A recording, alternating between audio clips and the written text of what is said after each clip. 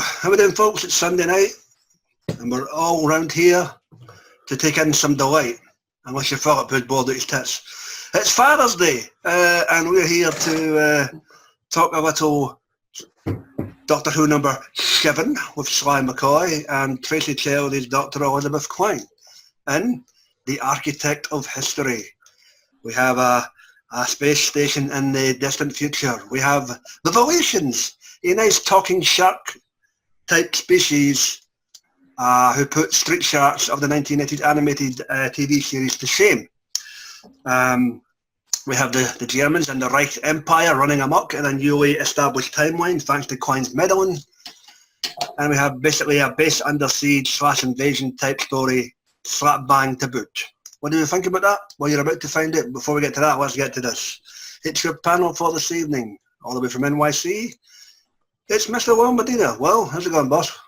Hey, now, how you doing, everybody? Good, how are you, man? Down in the bowels of hell, where I'm sure the eggs are still boiling on the pavement. It's Texas Tim Wells. Timbo, how you doing, mate? Hello. Good to have you, man. All the way down under.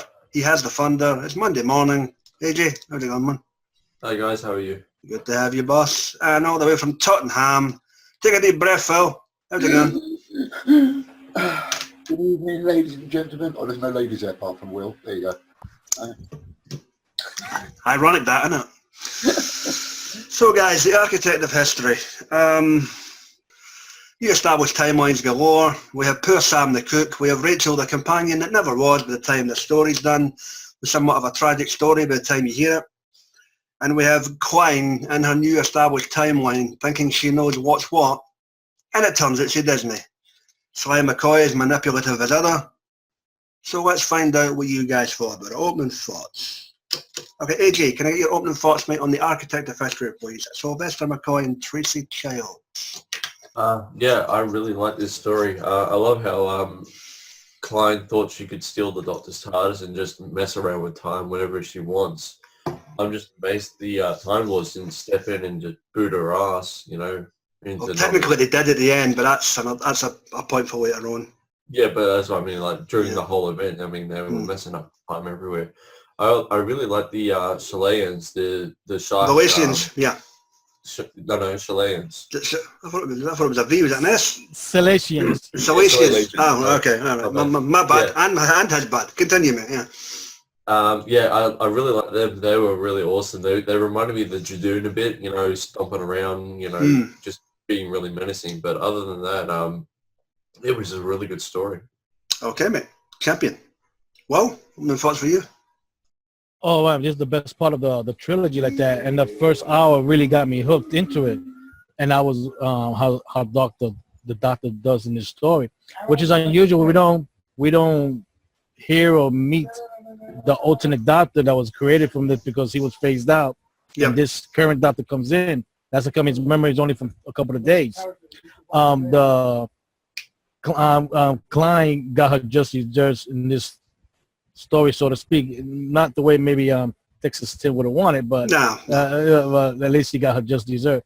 This is funny that the Selachians show up because the last time I remember about them was reading about them in the second Doctor novel, Murder Game. So I never thought they appeared in audio at all. So they stood out real good in this. So we get Nick pick out other stuff in the story in a few minutes. Okay, mate. Cool. Timbo, what do you reckon? Well, they also appear in the second Doctor companion chronicle, the Celestian Gambit, just for future reference. But it was a good story. It shows the utility of trying to, because if timelines can be done this way and it's ever changing and people can appear and disappear, you know, because they never exist or whatever, this shows you the futility of trying to tell the story of the Time War, which is why they kind of just dance around the edges of that in other stories, because there's no way you can have Doctor Who, the Time War, because it's going to be like that. It can happen and not happen just like that because of your forever changing timelines. I know that's all beside the point. I'm just trying to point out the futility of that. But I think that it was a good story, but I think that the ending with Klein is a bit of a cop-out. I mean, obviously she had to be removed from time and space completely because she'd already messed it up so much, and that weren't going to let that happen. But the idea that the Doctor just finds another timeline where she's actually a good person is a bit of a cop-out because she never got any kind of, you know, what do you call it? She never learned to be a good person, in other words. She never became a good person. She never, you know. Yeah. I can't think of the word, but redemption. She never earned her own redemption. In other words, she just ceased to exist, and now there's another Klein that's a good person. So that's a bit of a cop-out, I think, but it's a good story. That's probably, I probably agree with you on that. I mean, it's been a while since I've heard this. There's a big button in this chamber. Once I press this, your timeline's gone, and poof. Well, that's why I didn't like the character to begin with, because she's a Nazi, and I don't think that you can ever have sympathy for that character, regardless of the hell she goes through with her juice skin lamp shades and stuff like that. I mean, that's I don't sympathize with those people at all. So I thought the idea was that she was going to end up having some kind of redemption, but instead she just got removed from time and space, and now there's a good one. So that's fair enough. I mean, now the character's probably likable, but my point about the character before was I can't sympathize with that person. No, fuck no. All right, Phil, what do you reckon? Just edging on to what Tim was just talking about, it doesn't, I mean, in a sense, you're saying that you don't like the Nazi aspect of her, but isn't that a good thing that they wiped her out from that timeline, because you can't really change a Nazi's spots, if you know what I mean. So it was good that she was wiped out so that a new version of her was coming to being. But then again, even a new version that comes to being in later story does tend to have a little bit of inkling that she's not who she's meant to be. But in regard she starts having nightmares and all that. Yeah, but in regards to the story itself, I did find it, you know me and my convoluted stories aren't really my thing, and I kind of lost grip of it somewhere along the line. I couldn't get my head around it, but I did like the advent of the Selachians. But I do think that the Selachians of the Selation Gambit were much more better utilized than they were in this one for me, because I think it was a more easier storytelling in the Selation Gambit than it is in this one. Didn't they run a casino or something? Yeah, something like that. It was something like that. Is that because that story was only an hour, Phil? Yeah. No, it's just that it was a more straightforward story. And I think they robbed a bank or something. They tried to rob some sort of bank and take something out of some bowl. But anyway. Well, this Ocean's 11 with fucking sharks. Basically, yeah, it was. but again, this story was, I don't know. I'm going to have to listen again on a more quieter time, because it was quite a busy day for me. So I'll just say for now that from what I heard, it was okay, but it was a bit too over. All right. Fair enough. And for me, folks, it's enjoyable, yeah. You get to see, I mean, Sylvester McCoy, Seventh Doctor, is basically very manipulative in this, more so than he probably even realises himself, because he's unaware of what the alternative version in this timeline had actually done. So you've got a scenario where he's playing along with the Shark's demands, or he basically assumed that there was some type of an agreement reached with his incarnation in this timeline, and it was proven right, and shit hits the fan later on. I agree with Tim. The ending, somewhat of a cop-out, but I can let it slide, because basically, I can let it slide and I can't let it slide. Klein has become a bit more bearable. Obviously, next on the list for her is the Unit Dominion. We've all heard that. That's a decent four-parter, and also introduces Alex McQueen's Master. Spoiler alert, tough shit if you've not heard it. And the subsequent trilogy down the road is somewhat better as well. The two companions that never were, and you know, that you didn't get a redemption for Klein, and here's to an extent is your tragic part of this story, whereby this is what happens when you wipe out timelines. Never mind all the Germans and the soldiers of the Reich movement in this alternative timeline. You've got these two folk who were just trying to better their lives, and one was technically a companion in that timeline that never would as well. Similar to Klein's alternative timeline, where she was boinking her boss and whatnot, and back in 1,000 Tiny Wings. But there's a question about that too. What?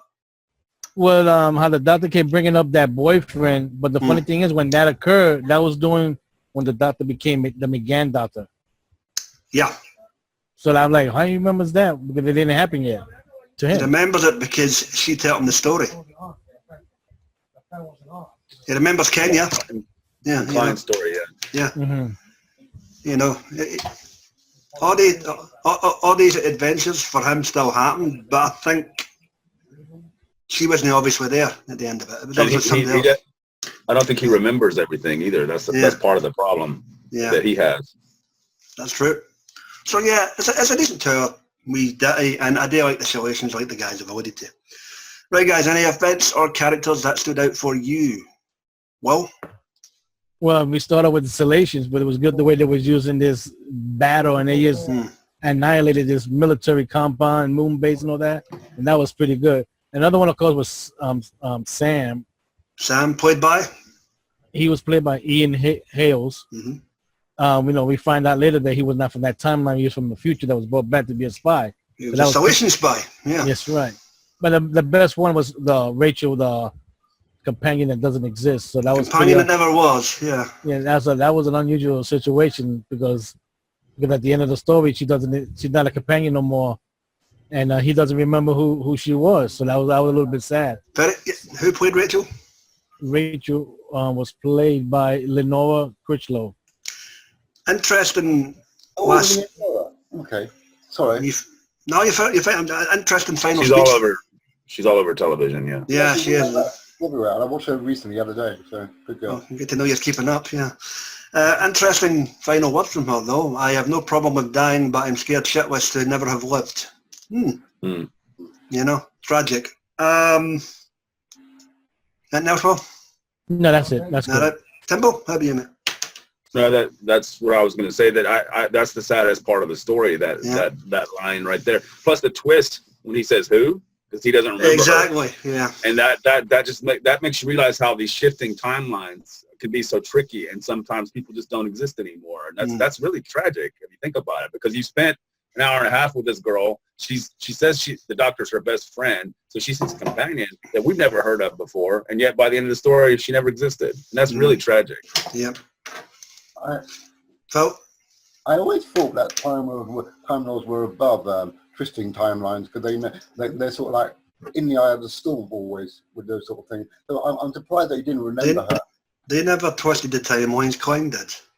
No, but you know what I mean? Even if she did that, I always thought that Time Lords were above that kind of thing. They can always eke out. But you got to remember, he was stuck in that past, so he had to face each day and each year like a normal person. Not as a time traveler. So that's why it was slowly for him. So by the time the time folded in around him. Yeah, it folded all around him. He just remembered what happened a few days, and that was it. Okay, fair enough. Yeah, no, Phil? I just like the advent of the Selachian going around. Oh, when they were very kind of ruthless in their execution. Oh, the taser type sound. Yeah. I mean, you thought any other monsters were a bit more gun ho, but these were very gun ho, creations. I like how they were. They didn't give the monkeys, there's no saving grace on them. AJ, sorry, Phil, you done? Yeah.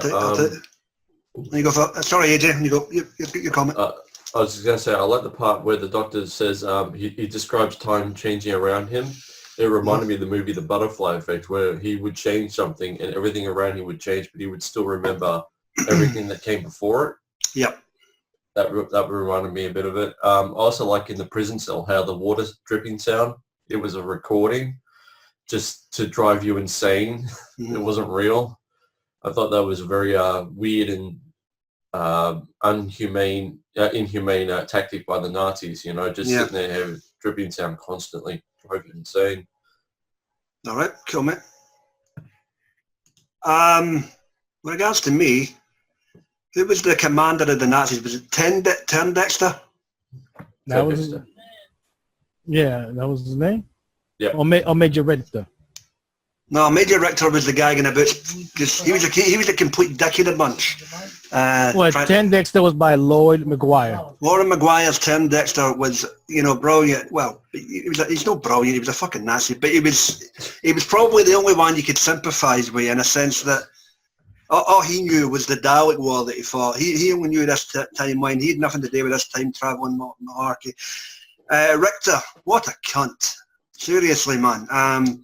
The amount of times he cheated death in this story up until the end there was, kind of shitty, but he got his just desserts in the end. I was trying to in cahoots with Quine when it came to trying to find the supposed second TARDIS, which we did later find out did exist. So their hunch was right in that one. Who played Richter? Well, Richter was played by Jamie Parker. Okay, you're a cunt, Jamie. Fine job. Excellent. Right, guys, open mic portion of the cast. Anything else you want to bring up before we get this rated and in the can? There was one thing I liked also that Klein was being, over there chewing scenery and ha ha ha, I've got your TARDIS going around doing things in front of the doctor. And so she really has to eat some crow when the TARDIS decides to leave the blue box. All she's got is a blue box. So she has to go, I think we need a word, doctor. I need your help with something. So that was where she kind of got her because I thought that was brilliant that the TARDIS just wasn't there anymore in the box. It reminded done anything like that before. Yeah, it reminded me of that scene in Father's Day when Eccleston walked in. That was just a fucking box, and you're going, "Ooh, where'd it go?" But was that no as a result of what Rachel got Sam to plant on the thing? She planted something. Yeah, he planted something, and it made the dimension go like fold in. Yeah. Where did it go though, or were there two TARDISes? No, the one that Klein was using, I think all of the inside went back to Gallifrey. So all you had was a box. There you go. All right. It's been mentioned. Here's a question. I'm a little bit confused. Since the doctor hit the button that supposed, like you say, erase the Klein in the history, I don't understand how come she's having nightmares in the other audios that comes out after this. I think echoes of time. Yeah, echoes of time. I think it's the leakage of time. Because you can't truly wipe out an existence of someone. No, but the funny thing is, she's having memories of something that never happened. Remember, it didn't happen. It didn't happen to her. It happened to a different one. Yeah, so she got replaced by somebody else. Kind of like the whole Charlie Miller thing. Yeah. But that could be like dreams, because you do have dreams about stupid things that never happened to you. No, that's true. That just could be you recollecting alternate timelines that never happened. You never know. Yeah. I get that all the time. Oh, you mean you actually had a dream where you've actually had a dream where you're from New Zealand? Oh, no, God no. Why would I want that? I don't know, you just, hey, it's nightmares, man, Or living in Aberdeen. Oh, boy, do I feel sheepish. Or Staten Island. What are you talking about? Only guys, 2 pizzerias. Well, make sure you don't miss the ferry. What else, guys? What? Sorry, Val, on you go. I was a question So the new version of her is that the one? Is that the one he takes with him in from Persuasion onwards? Yes, after the events of Unit Dominion. Okay. Cool. This is funny because when in the end of the story, he lands in a certain year, like in the 60s. In the 60s. So I'm saying that. So that means this Klein is a scientific advisor for Unit before the Third Doctor appears with Unit. Oh, that's a good point. That's a good point. But at the same, remember she's in the 60s. Remember and at the same time. So where I wish you was the second Doctor was teaming up with Unit to deal with I wouldn't know what that bog you're doing, because at the same time they've also got files and all that shit that he's already just went through. Being the second Doctor, I didn't think she was from the 60s Unit. I thought she was from like in between before the current Unit on TV. You know what I mean? Like somewhere in the 80s or 90s. Somewhere in the middle, like after. When the Doctor landed at the end of the story, it was in the 60s. That's a comment. She was mentioning stuff that he did in all the audios and TV episodes. Oh, there you she go. doesn't strike me as a 60s type woman. Isn't she a bit modern? Hang on. What timeline is what era is Unit Dominion? Is that the 70s? 80s. 80s. Yeah. Oh, okay. So that means years passed and she was still a Unit. Yeah. Which is a little bit weird considering the Third Doctor appeared at a certain time. I'd have to. I don't have any extras with this. I'd have to go back and listen to the extras of the Dominion to see how they tied it in. I'm sure they explained it on there somewhere. But they try and tie it in as best. 20 years, you're right. That is a bit of a fucking gap. Might have to go back and listen to that now. Yeah, well, Philip, you could write a letter to explain how Klein was there with Unit No, don't worry about it. And those years, there was 3 appearances from 3 different doctors. Don't worry about it. I'm sure Stephen Moffat will get the blame for it before it's all fucking said and done anyway, you know, so. Right, guys. Yeah, now, before we get this done. Yeah, I like the description of the inside of the other Doctor's TARDIS. It reminds me of the Master's TARDIS, you know, the black background with the really dim lighting and all that. I actually thought they were describing the one in the movie up until they described something other than the walls. I'm going, oh, there you go. You know. Interior. But there you go. It's time travel and it all makes sense, kind of. Well, was the person who wrote this story the same writer of Codex? I think it was. Yeah, I think so. Steve Lyons? Yeah. Yep. Lyons, yeah. There you go. So he's when you go, AJ. I was going to say he also wrote a couple of Virgin novels, Conundrum and Head Games. Oh yeah, I've not read those. How dare you, Philip? You call yourself a fan? What are you talking about? All right, anyway. You didn't write Murder Game? He might have done. Yes, he did. There you go. Selachians. If you want to know more about Steve Lyons, Google it. Yeah. Just saying. Wikia. There you go. Well, I guess it's that time again. For Graham to have an emergency meeting with his liquor cabinet. I do actually. I need to go a beer run tomorrow. Bugger. Right. Oh, hang on. Let me just put myself in here. Yeah, show some respect, Philip. The Architects of History. Sylvester McCoy and I never said Paul McGann there. Tracey Childs. Big finish. Main range story number 130. Crap. Is it 2 or 3? It's one of the 2. AJ, what do you give this out of 10, mate?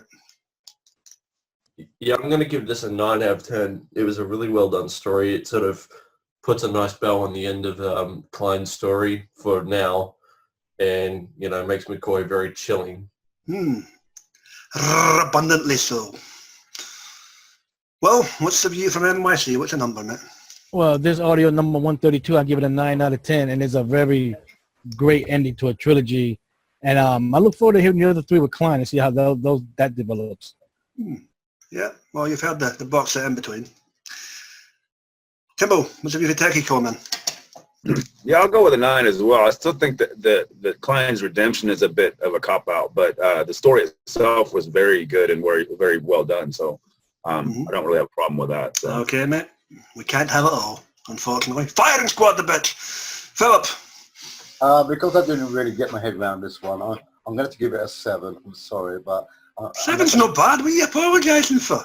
Okay, 7. I will say there are better stories with Klein ahead, as Will just said. The next 3, I enjoy her more in those than... That's because she's got her wimpy wee pal to be the whipping boy. Yeah, that's fine, but she's more interesting than in the next 3 that she's... All right. She's actually more interesting in Cold and New at the Million as well. Yeah, that's what I mean. Yeah, the things like that. But this one was just a bit meh for me. Yeah. It's because she's not evil, probably. Yeah. All right. And for me, I will settle with a nice rounded Salational 8.5 for this one. Decent outing. Wouldn't mind the Salations again, maybe in a different context, just to see if they could be utilised either more effectively or better or worse. Just to, you know, you've got to experiment with some villains from time to time, and why not? Give them another shout. And as the guys have said, ending maybe a wee bit of a cop-out, but you've still got the character of Klein floating around, and there's more tales to come. So guys, done, dusted, Indie Can for the evening. It just leaves us to divulge what we will be tackling this time next week. It's the turn of Colin Baker and Bonnie Langford again. And Phil? I don't even know what you're Eminence, Phil, Eminence. The Caesar War. There you go, sir. That's a good one, by the way, so I can enjoy that one. So I'm glad we have your fucking approval. So yeah, Colin Baker and Bonnie Langford in the Seeds of War will have another outing with the Eminence, who've also tackled Tom Baker and Paul McGann, and I'm hearing voices again. Thank you. So yeah, we'll give that a watch. Please check out our various buddies in the wonderful wackety world of the YouTube. You get Dr. Freedom, his news broadcast, and his Omega Files, as well as the Adventures of Dr. Freedom and Eric. You've got Streamy TARDIS Boy Radio, you've got Harry with Who He Is, or what the bloody hell it's called. Go read a book. Sammy Carter, Johnny Blues, Mike Shannon, whenever he's online. The guys and dolls here at Geeks Assembled with their video, TV reviews, and their audio heads as well. Like, share, comment, subscribe. Thumbs up, thumbs down. You know the drill by now. We're getting the hell on out of here. Happy Father's Day to one and all who fell under that bracket. And we shall see you next week. Take it easy, take care of yourself and each other, and we are out of here. This ain't you. Toodle pip.